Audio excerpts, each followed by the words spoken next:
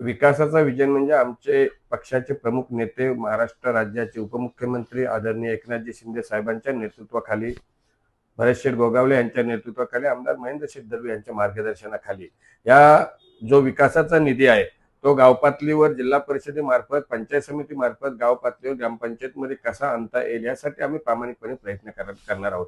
कारण या महाराष्ट्र राज्याचे उद्योगमंत्री उदयजी सामंत साहेब यांच्या मार्गदर्शनाखाली या खारेपाटामध्ये जो काय विकास होता, इथला विरोधी पक्ष याच्या अगोदर सत्तेमध्ये होता, परंतु कोणत्याही प्रकारचा विकास इथे करता आला नाही किंवा इथे चांगली मोठी डेव्हलपमेंट यायला पाहिजे होती, ती डेव्हलपमेंट आलेली नाही.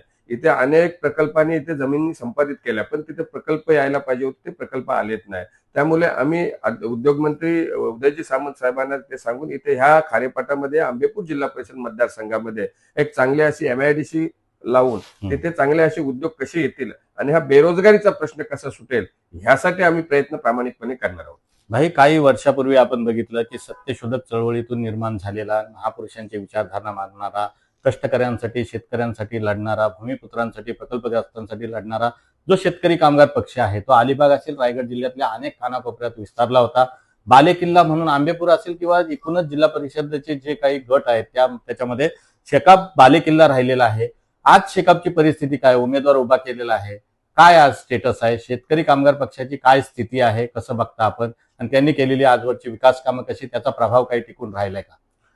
याच्या अगोदर शेतकरी कामगार पक्षाचा हा मतदारसंघ खारेपाट म्हणजे आंबेपूर असू द्या, शहापूर असू द्या, हा शेतकरी कामगार पक्षाचा बालेकिल्ला होता. म्हणजे प्रभाकर पाटील साहेब असू द्या, दत्ता पाटील साहेब असू द्या, यांच्या मार्गदर्शनाखाली त्याही जो विकास केलेला होता किंवा त्याही जो रोजगार दिलेला होता, मग ते कोळसोच्या माध्यमातून असू द्या, RDC बँकेच्या माध्यमातून असू द्या किंवा आणखी सहकार क्षेत्रातून असू द्या, ते त्याही जो बेरोजगारीचा प्रश्न सोडवला होता त्यावेळेला आणि जो काही विकास केला होता, तोच विकास आज नवीन पिढी जी राजकारणात आलेली आहे तर त्यांच्याच विकास कामावर आजपर्यंत ते मुद्दा घेऊन ते लोकांपुढे जात आहे.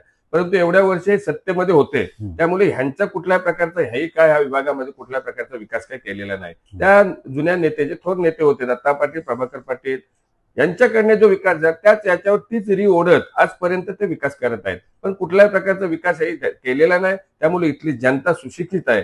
हा बालेकिल्ला त्यावेळेला होता, पण आज आम्ही तिन्ही इलेक्शनला इथे 1 नंबरला आम्ही राहिलो होतो. लोकसभेला असू द्या, विधानसभेला, दोन्ही विधानसभेला असू द्या, आम्ही ह्या आंबेपूर कुर्डू जिल्हा परिषद मतदारसंघामध्ये 1 नंबरला आम्ही राहिलो होतो. आमची जी आताची काय लढत असेल ती शेतकरी कामगार पक्ष आणि शिवसेना ह्यामध्येच असणार आहे. त्यामुळे लोकांनी ठरवलेलं आहे, लोक मतदानाची वाट बघत आहेत आणि परिवर्तन, कारण परिवर्तन अटल आहे. संघर्ष एवढ्या वर्षे जो या विभागामध्ये लोकांनी शेतकरी कामगार पक्षाबरोबर जो संघर्ष केलाय